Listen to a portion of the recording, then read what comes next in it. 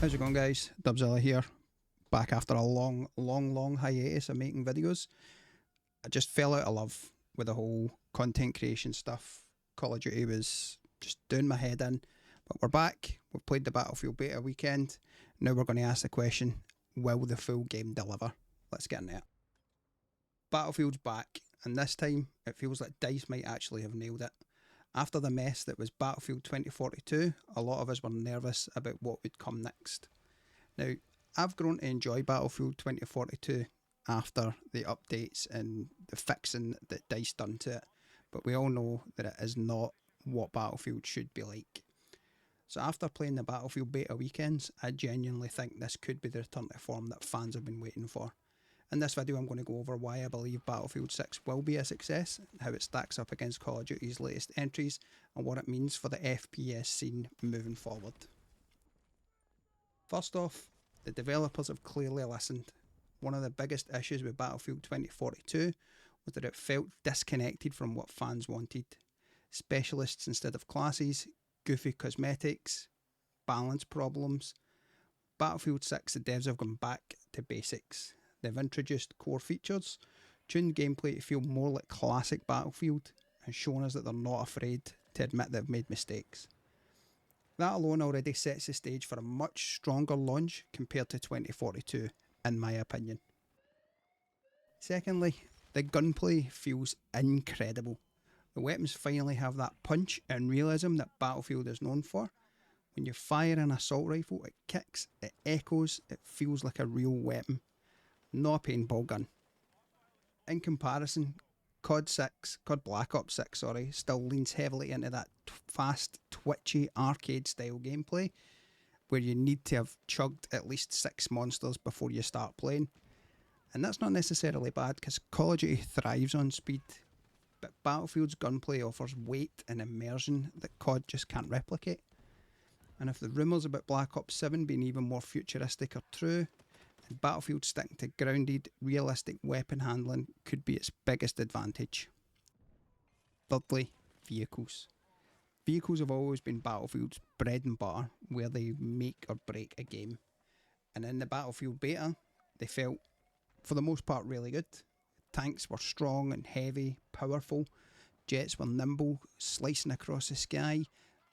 Everybody with a shoulder-mounted RPG aiming at the sky, trying to get that Battlefield moment where you just clip the jet and it tumbles to the ground and gets into the side of the mountain. The only criticism I have is the helicopters. They could have used a little bit of tuning. They felt a little bit light, not heavy like a big chopper like that should feel, but that's something that can be easily fixed. We know that Call of Duty dipped its toes into the vehicle side of things within Warzone mostly, with the Bertha and the Jeeps and stuff like that, but to be honest, it was never really a strong suit. Battlefield is reminding us why combined arms warfare is their domain, and that's a huge reason that people will come back. Barring a few criticisms I've seen online about how the game's colours look grey and washed out on certain maps, each map seems to have its own certain colour code. I kind of think that the visuals of the game were spectacular. And the fact that it's going to be on next-gen consoles and PC only, no PS4 and no Xbox One, can only be a good thing. And even though we only got access to 4 of the 9 confirmed launch maps, I believe they were visually stunning and they ran brilliantly. The level of detail from destruction to lighting is leagues ahead of most other shooters out there. When you compare it to Black Ops maps, which often feel tighter and more arena-like, Battlefield is delivering scale, variety, immersion. You actually feel like you're part of an actual Warzone when you play this game, no pun intended. Finally, cosmetics. One of the biggest criticisms of Battlefield 2042 eventually was the overly goofy skins. Obviously not as bad as Call of Duty. We didn't have Stan Smith and Nicki Minaj running about. But we did have a Santa Claus outfit, and now I wasn't playing it when the Santa Claus outfit came out, but I did see the discourse online, and it's not what Battlefield players want. It completely killed the immersion. This time the developers have committed, or seemingly have committed, to keeping the cosmetics grounded in a military theme, and that's exactly what Battlefield fans are after. Well, obviously COD's been leaning into, obviously as we mentioned, Nicki Minaj, Snoop Dogg. I obviously bought the Ninja Turtles. I'm a massive Ninja Turtles fan. I don't really mind the cosmetic side of things. It doesn't bother me as much as other folks seem to be annoyed by it. But it's fun. That's fair enough. But people who want a serious, immersive military shooter, BF6 has already shown it's the better option. So when you compare what we've seen so far from Battlefield 6 to the rest of the FPS scene, your Call of Duties, your Delta Forces and stuff, the differences are clear.